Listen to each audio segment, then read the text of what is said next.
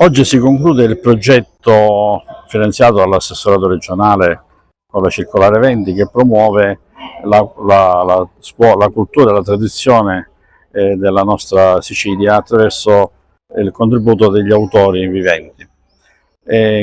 Abbiamo costituito una rete che ha realizzato una bellissima esperienza, infatti oggi i ragazzi hanno mostrato anche tutti i lavori prodotti con due fasi di svolgimento del progetto. Una prima fase in aula attraverso l'intervento appunto dell'autore, che è stato nel nostro caso il dottor Sandro Privitera, che ha raccontato ai ragazzi quella che è la storia e la tradizione dei nostri luoghi catanesi.